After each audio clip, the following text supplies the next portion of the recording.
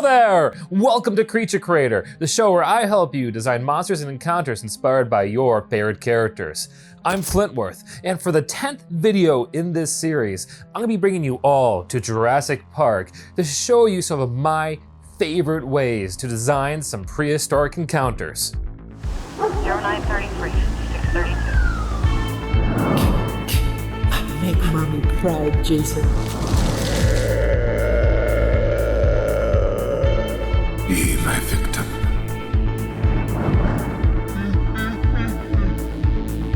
Stop right there and surrender.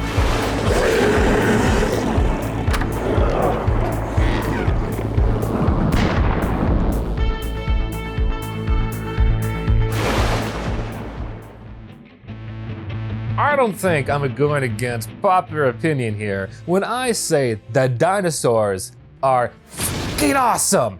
They could fly to the highest heights, swim to the darkest depths. Some were built like tanks while others developed into the perfect killing machines.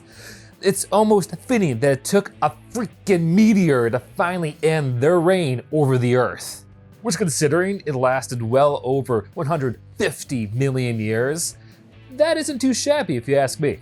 I am, of course, not alone in recognizing this. Countless video games, TV shows, music, and of course, films have capitalized on their popularity. Even Wizards of the Coast has gotten in on this action by publishing a variety of stat blocks for dinosaurs across several of their books, and even has gone so far as giving us an entire setting to play in with Eberron rising from the last war.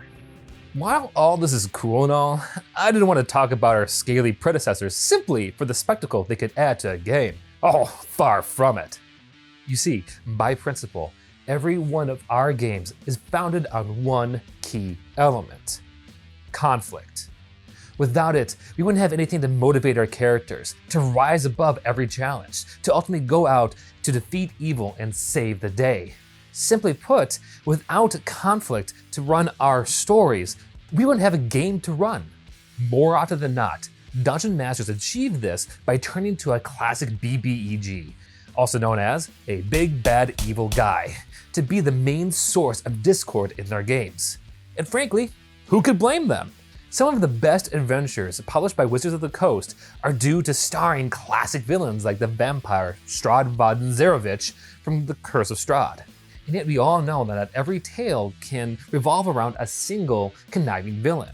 We have stories of heroes striving to go and change their fates, of troubled souls dealing with some inner demons, or the most ancient of struggles of all, tales of man versus nature, where survivors are forged not by the conveniences given to them by modern society, but by their tenacity to remain on the right end of the food chain.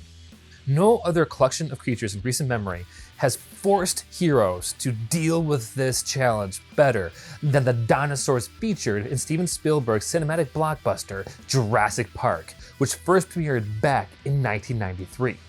Based on the novel of the same name by Michael Crichton, Jurassic Park is the classic cautionary tale of what happens when man abuses science to create a theme park filled with cloned dinosaurs. Naturally, things go to hell faster than you can say dinosaur, forcing the survivors of the disaster to find a way off the island before they end up as someone's lunch. It goes without saying that audiences loved Spielberg's wonderful blend of the action and thriller genres, resulting in Jurassic Park being launched into this multimedia franchise that we all know and love today. And if the latest film is releasing just this month, I can think of no better time to go look at the first film to create some wonderful Jurassic encounters to really give our players a man versus wild experience that only dinosaurs could provide. Haha, and fortunately for you, I just so happen to have first-hand experience to pull from. That's right, I used to work as a ranger at the Jurassic Park River Adventure in California. Let me know if you want an autograph later. Okay, I know no experience of mine will ever compare to the magic featured in the film itself. And if we truly want to recreate that, we will need to follow one cardinal rule. Treat our dinosaurs not as monsters, but as living and breathing animals, where their motivations don't lie in morality, but rather out of some basic life necessity.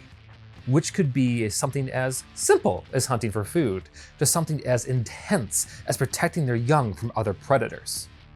Working out what your dinos are after will be very crucial to every encounter you design. This is because it will determine both the win condition for your players as well as the challenges that they will have to overcome to achieve it. Take the most classic of Jurassic Park scenarios, the chase scene. There are several of these in the first film, but none are more iconic than the one featuring the Tyrannosaurus Rex, where the big girl is still feeling a little peckish after guzzling a goat with a side of lawyer and goes on the hunt for seconds, which isn't exactly great news for our heroes. In this scenario, what old Rexy wants is simple, food, as is the goal of the players to not become food. But what won't be are the plethora of factors your players will have to overcome throughout this scene. Questions like, will your players have to escape on foot or in a vehicle? How rough is the terrain? How hungry are your pursuers? Will need to be worked out by you to properly determine how hard to go after the party. Essentially, the more factors are stacked against your players, the more likely your hungry dinosaurs breathing down their necks. But it will all be worth it to see their satisfaction and relief across their faces if they manage to get away, which is a pretty decent payoff considering all it took to create this scene was putting your players in proximity of one or several hungry dinosaurs.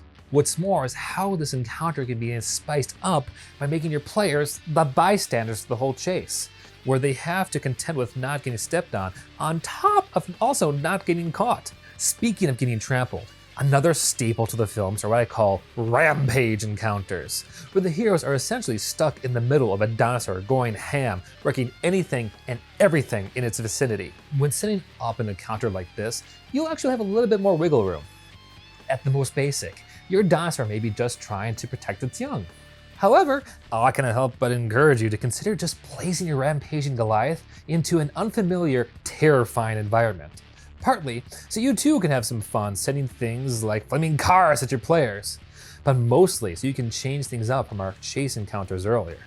Because if your players were dealing with another raging dinosaur outside, the solution once again may be just to get the hell out of the way. However, if they're stuck inside something more man-made, where they may find the only solution will be to go and guide the beast out or trap it somewhere inside where it will do the least amount of damage.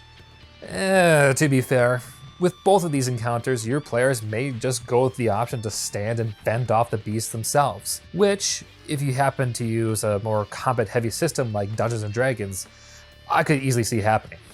This will make things a little tricky for you if you happen to run your dinosaurs like those in Jurassic Park, because, like most animals, they may just run away at the first sign that they are in mortal danger, which would only lead to you eroding away any sense of threat you've been trying to build up in your dinos.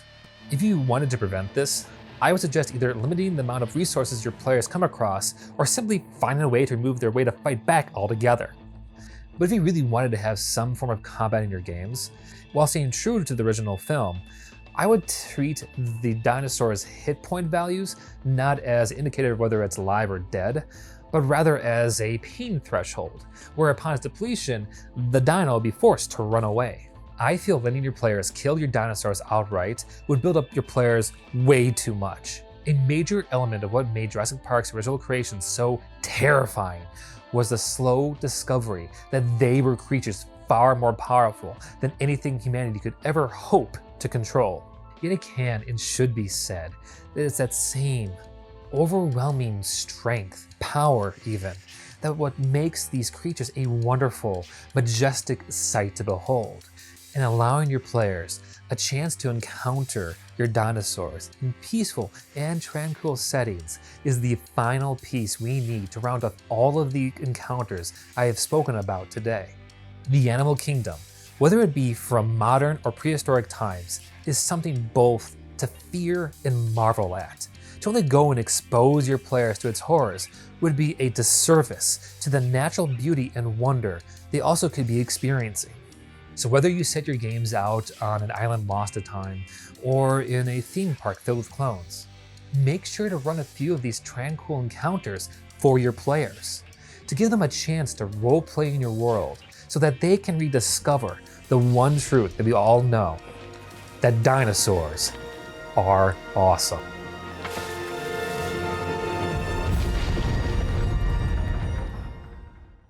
Hey everyone, thank you so much for watching. I hope you enjoyed this video as much as I had making it. Quite frankly, it was a lot of fun to pull out all the stops to recreate my old work uniform from Universal Studios Hollywood. Yeah, I did in fact work there for 5 months or so back in 2016. Had a blast, had made a lot of great friends. Would love to tell some stories about that one of these days. You know what? Tell you what, I'll put together a video of some of my favorite stories from working at the ride.